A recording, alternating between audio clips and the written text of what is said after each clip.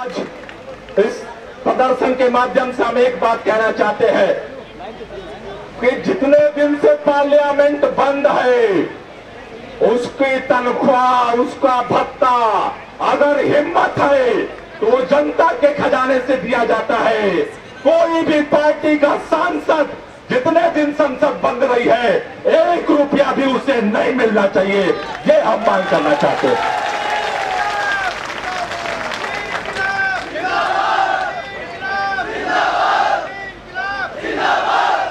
कह रहे हैं धारा 144 का उल्लंघन हो रहा था, इसलिए हमें पुलिस ने हम लोगों को गिरफ्तार किया। प्रधानमंत्री के यहां अरविंद केजरीवाल जी, मैं था, फुटपाथ पर हम लोग चुपचाप जा रहे थे, ना हमने एक नारा लगाया, ना हमने किसी के खिलाफ कुछ बोला, चुपचाप फुटपाथ पर जा रहे थे, एक दूसरे का हाथ पकड़े साथ साथ में पुलिस ने हमें जबरदस्ती गिरफ्तार किया। किस कानून के तहत गिरफ्तार किया? भारतीय संविधान की कौन सी दंड संहिता है जिसके तहत आज अरविंद केजरीवाल, गोपाल राय को पीएम हाउस से गिरफ्तार किया गया, मनीष सिसोदिया, कुमार विश्वास को सोनिया गांधी के यहां से गिरफ्तार किया गया, संजय भाई और हमारे साथियों को नितिन गडकरी के यहां से गिरफ्तार किया गया। इस सरकार और संसद से हम पूछना चाहते हैं, हमारा गुनाह क्या था? किस गुनाह में उठा करके आप हमें मंदिर मार्ग पर ले गए थे और वहां पर मनीष भाई के साथ पुलिस ने बदतमीजी की? लेकिन दोस्तों, इस सब का हम बदला गिन गिन करके लेंगे। लोग पूछ रहे, अभी तक आप लोग कांग्रेस का विरोध करते थे, अब भाजपा का विरोध क्यों कर रहे? हमने कभी कांग्रेस का विरोध नहीं किया, कभी हमने भाजपा से मोहब्बत नहीं की।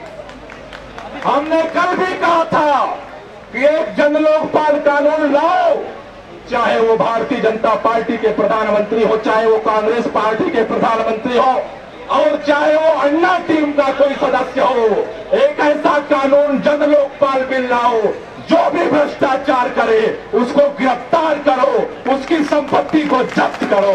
हमने कल भी यही मांग की थी और आज भी हमारी वही मांग है, आज भी हमारी लड़ाई वही है, व्यवस्था को बदलने की, एक व्यवस्था को लाने की जिस व्यवस्था में कोई भी पार्टी, कोई भी जाति, धर्म, क्षेत्र, भाषा का आदमी बच के ना निकल सके। आज भी हमारी लड़ाई वही है, भाजपा से हमारी लड़ाई नहीं, कम्युनिस्ट पार्टी से हमारी लड़ाई नहीं, बीजू जनता दल से हमारी लड़ाई नहीं, कांग्रेस पार्टी से हमारी लड़ाई नहीं है, लेकिन हमारी लड़ाई है जिसने मिलकर के इस देश के कोयले खदान को लूटा है, उन सारे लुटेरों से हमारी लड़ाई है और वो रहेगी लड़ाई। जब तुम्हारे लिए लूटने का समय होता है तो तब नहीं कहते हो कि मैं तो भाजपा का हूं और तुम कांग्रेस का हो, तो मिलकर के कैसे लूटेंगे? अरे अगर लूटते समय तुम एकता बनाते हो तो तुम्हारे खिलाफ लड़ते समय पूरा देश एक साथ होकर के तुम्हारे खिलाफ लड़ेगा। पहले तुम बताओ कि कैसे कांग्रेस का हाथ भाजपा के हाथ में मिल गया, इसका तो जवाब दो। लोगों को भ्रम पैदा कर रहे हो कि संसद को नहीं चलने देंगे, प्रधानमंत्री का इस्तीफा हो जाए। हम प्रधानमंत्री का इस्तीफा नहीं चाहते, हम चाहते हैं कि प्रधानमंत्री के खिलाफ स्वतंत्र जांच हो, प्रधानमंत्री अगर दोषी पाए जाते हैं तो गिरफ्तार हो, वो तिहाड़ जेल में जाए।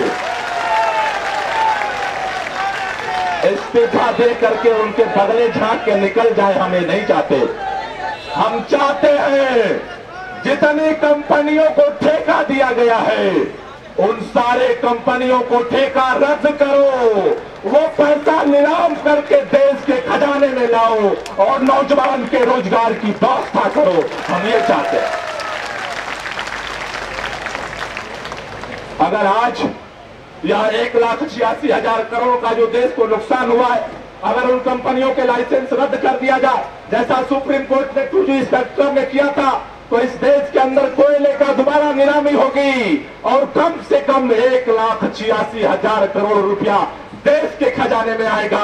और नौजवानों, आपसे कहना चाहता हूं, इसकी लड़ाई अंतिम सांस तक हम लोग लड़ेंगे।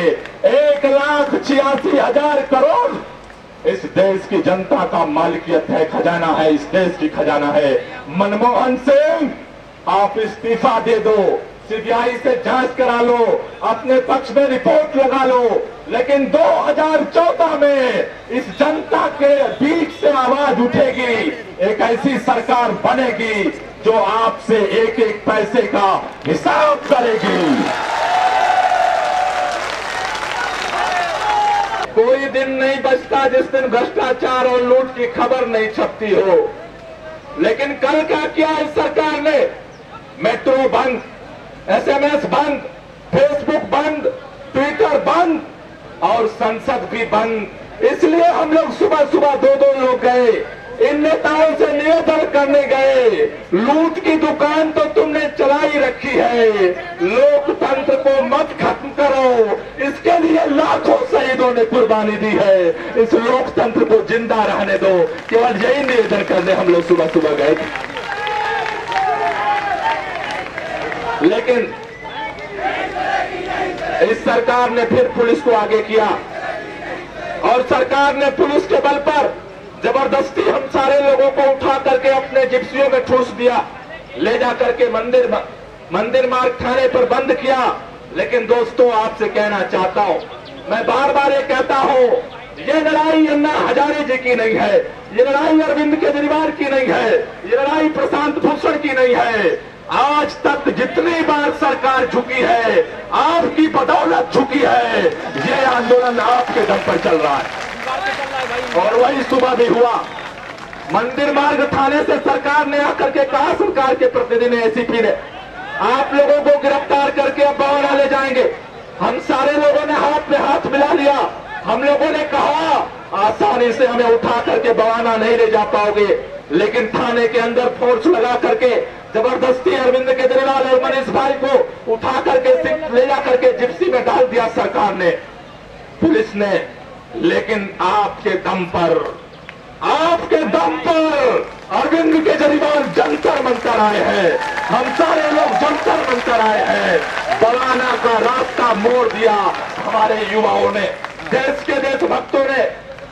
कार्यक्रम 10:30 बजे से घोषित था, लेकिन जब टेलीविजन पे खबर फैली तो देशभक्त नौजवानों के दिलों में हिलोर पैदा हुई और उस हिलोर ने इस सरकार की जिप्सी को रोक दिया और सरकार को पीछे हटाया।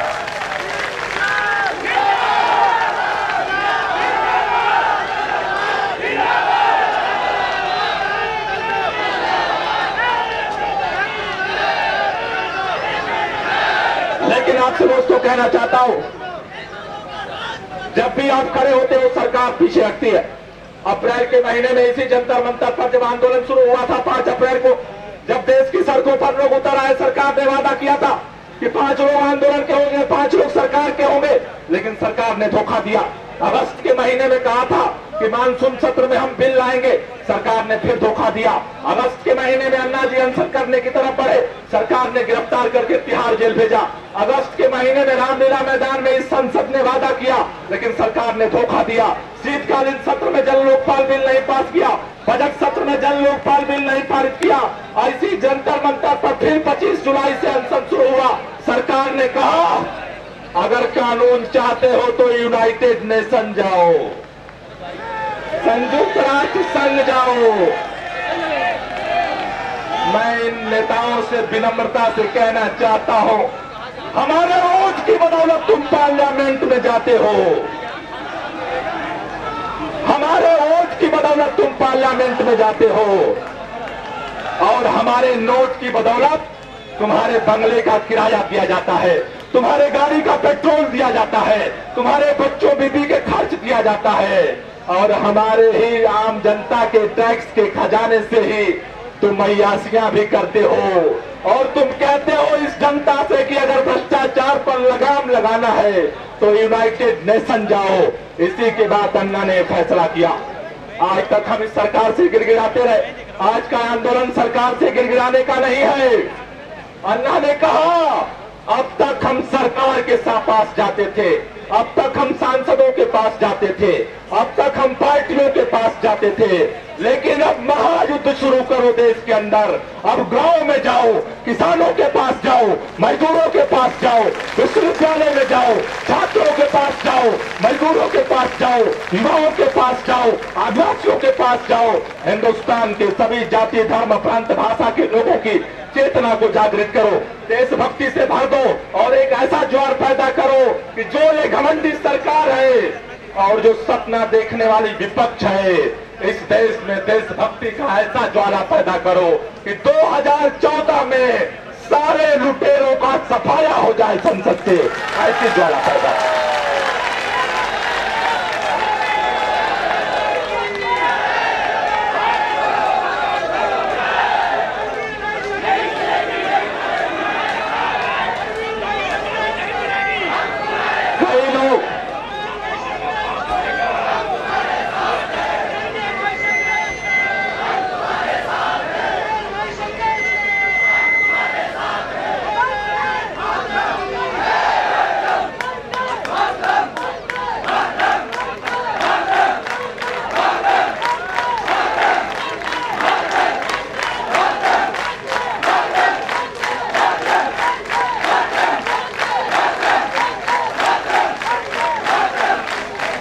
साथियों, अभी तक कई साथियों को भी ये भ्रम है और कुछ लोग भ्रम फैला रहे कि 3 अगस्त को आंदोलन खत्म हो गया और अब तो ये पार्टी बन रही है, चुनाव लड़ा जाएगा। गलतफहमी में मत रहना। कल केवल लड़ाई जंतर मंतर, रामलीला मैदान, राज्यों की राजधानियों में थी, जिलों के मुख्यालयों में थी, लेकिन आगे का युद्ध महायुद्ध बनने जा रहा है। हिंदुस्तान के कोने कोने में होगा, इसकी तैयारी करनी है आपको। नए भारत का निर्माण जन क्रांति से होगा, नए भारत का निर्माण जनता की जागृति से होगा, नए भारत के निर्माण में किसान शामिल होगा, नए भारत के निर्माण में मजदूर शामिल होगा, नए भारत के निर्माण में देश का युवा शामिल होगा, नए भारत के निर्माण में महिलाएं शामिल होगी, नए भारत के निर्माण में इस हिंदुस्तान का बच्चा बच्चा शामिल होगा। जो खुददार है वो सब शामिल होंगे। इसलिए आंदोलन बहुत व्यापक हो गया। कैसी होगी हमारी प्रशासनिक व्यवस्था, कैसी होगी हमारी आर्थिक व्यवस्था, कैसी होगी हमारी सांस्कृतिक व्यवस्था, कैसी होगी हमारे भ्रष्टाचार के खिलाफ निपटने वाली व्यवस्था, कैसे मिलेगा असली स्वराज मजदूरों की उस बजबजाती हुई गलियों में रहने वाले एक हिंदुस्तानी को, कैसे मिलेगा स्वराज 50 डिग्री सेल्सियस के तापमान पर गन्ने के खेत में पानी चलाने वाले हमारे दादा को। इसकी लड़ाई लड़नी है, देश में असली स्वराज की लड़ाई लड़नी है। इसके लिए दोस्तों, नौजवानों से खास तौर से कहना चाहता हूं, अपने इतिहास का भी अध्ययन करो, आजादी की लड़ाई का अध्ययन करो, दुनिया में जो बदलाव हुआ है उसका अध्ययन करो, अपनी तकनीकी का अध्ययन करो। यहाँ तमाम इंजीनियरिंग से जुड़े हुए नौजवान भी हैं, उनसे मैं कहना चाहता हूँ, ये सपना देखना छोड़ दो कि हम इंजीनियरिंग करके और किसी मल्टीनेशनल में नौकरी करने अमेरिका और इंग्लैंड जाएंगे। नहीं, हिंदुस्तान को इतना विकसित बनाओ कि अमेरिका इंग्लैंड के नौजवान यहां आना चाहे।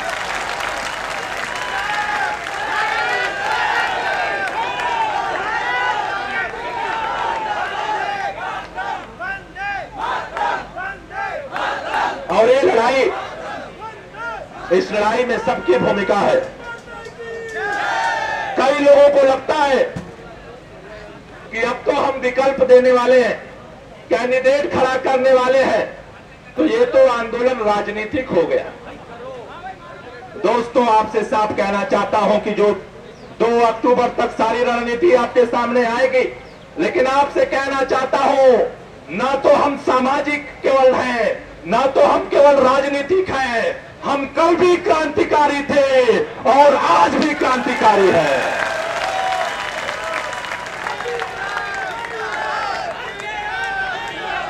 इस देश के अंदर बिना समझौता किए किसी पार्टी से, बिना किसी पार्टी का सहयोग लिए अगर देश के अंदर कोई लड़ेगा इस मुल्क की हिफाजत की खातिर, अगर भ्रष्टाचार मुक्त भारत बनाने की खातिर जहां भी सड़कों पर आंदोलन होगा, हमारे सारे ब्रिगेड के लोग, सभी देशभक्त, आईएसी के वॉलेंटियर सबसे उस आंदोलन में आगे रहेंगे, आगे आगे चलेंगे, ये हम आपसे कहना चाहते हैं। लेकिन जब कल आप सब जानते हो कानून बनना है संसद के अंदर, वर्तमान संसद में एक भी सांसद ऐसे नहीं बैठे। कई लोग कहते हैं कि ईमानदार लोग भी पार्टियों में हैं, संसद में हैं, लेकिन मैंने इतिहास देखा, जेपी का आंदोलन हुआ, पार्टियां टूट गई, संसद लोग छोड़ करके बाहर आ गए जनता के साथ। पीपी का आंदोलन हुआ, पार्टियां टूट गई, लोगों ने संसद की सदस्यता छोड़ दी और जनता के साथ आ गए। लेकिन इस देश में इतने बुरे दिन आ गए, पूरा देश सड़क पर है, लेकिन इस सांसदों में से एक सांसद भी ऐसा नहीं जो कहे देश की खातिर संसद की सदस्यता में छोड़ता हो और जनता के साथ खड़ा होता। इसलिए दोस्तों आपसे कहना चाहता हूं, ये देश उन सांसदों का नहीं है, ये देश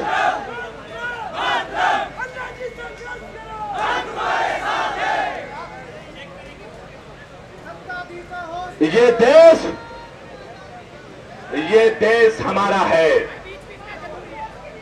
इस देश के अंदर हम सुभाष की भी नीति पर लड़ेंगे, हम गांधी की भी नीति पर लड़ेंगे, हम भगत सिंह की भी नीति पर लड़ेंगे, हम पूरे हिंदुस्तानियों की नीति पर लड़ेंगे, किसी एक की नीति पे हम नहीं लड़ेंगे।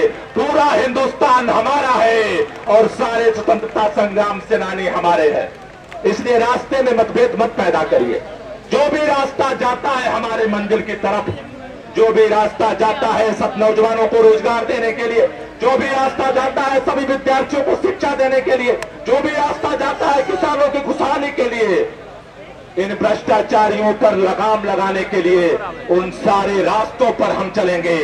रास्ता एक रास्ता है, माध्यम है, लेकिन अर्जुन की तरह हमारी निगाह हर समय जनलोकपाल पर रहेगी, राइट टू रिकॉल पर रहेगी, राइट टू रिजेक्ट पर रहेगी, ग्राम स्वराज पर रहेगी। और जब तक हमें मंजिल नहीं मिल जाती, इसके लिए चिंतित नहीं होंगे कि प्रधानमंत्री निवास पर धौला कुआं से जाना पड़ेगा या कश्मीरी गेट पर जाना पड़ेगा।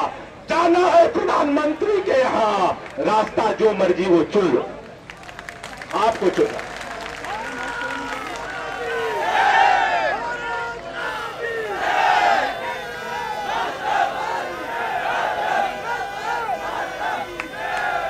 दोस्तों आखिर में एक बात कह के अपनी बात खत्म करूंगा। कई नौजवानों को कई मुझसे मिलते हैं, उनके अंदर बहुत सारा भ्रम है। भगत सिंह का नाम लेते हैं वो कई बार। उनसे निवेदन करना चाहता हूं, भगत सिंह को एक बार जरूर पढ़ो। जब लाला लाजपत राय का वध किया अंग्रेजों ने, तो भगत सिंह ने हाथ में पिस्तौल उठाई। जब इसी पार्लियामेंट के अंदर मजदूरों के खिलाफ कानून बनाने लगे अंग्रेज जबरदस्ती, तो उसी भगत सिंह ने खाली जगह पर बम फेंका। और जब भगत सिंह को गिरफ्तार किया गया, तो वही भगत सिंह था और उसके साथी थे जिन्होंने 63 दिन तक की भूख हड़ताल की। ये है भगत सिंह, इसको समझो। नारे लगाने से और भगत सिंह का जुमला चलाने से भारत नहीं बदलेगा। जरूरत थी तो पिस्तौल भी चलाई भगत ने, जरूरत थी तो बम भी फेंका खाली जगह पे, जरूरत थी तो अनशन भी किया, जरूरत थी तो फांसी के फंदे को चूमा। लेकिन उसने कहा आखिरी लेटर में जेल से उसको पढ़ना कि नौजवानों, भारत को बदलना है तो किसानों के पास जाओ, मजदूरों के पास जाओ, विद्यार्थियों के पास जाओ, क्योंकि जब देश जागेगा तभी अंग्रेज भागेगा। 1942 में देश जागा तो इस देश से अंग्रेज भागा। इसलिए दोस्तों आपसे कहना चाहता हूं, रास्ता तो हम तय करेंगे वक्त के हिसाब से, लेकिन इस देश के अंदर ये जो आंदोलन है, यह आंदोलन क्रांति बनेगा। और क्रांति हिंदुस्तान के अंदर पूरी आजादी लाएगी। नया भारत बनेगा, नया राजनीतिक व्यवस्था बनेगी, नई सामाजिक व्यवस्था बनेगी, नई प्रशासनिक व्यवस्था बनेगी, नई आर्थिक व्यवस्था बनेगी। और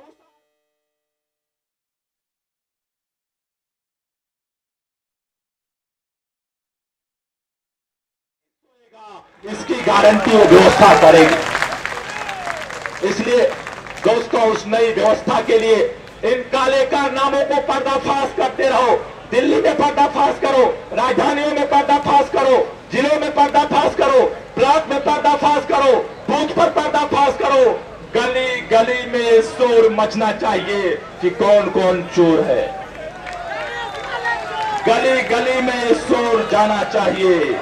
और अगर यह देश जागता है तो आपसे कहना चाहता हूं कि निश्चित रूप से ये भ्रष्टाचार भागेगा, नया हिंदुस्तान बनेगा, नया इंसान बनेगा। और यकीन है कि पूर्ण आजादी का जो सपना लिए हमारे शहीद चले गए, एक बार उनको निश्चित रूप से गर्व होगा। शुक्रिया। इनकलाब जिंदाबाद।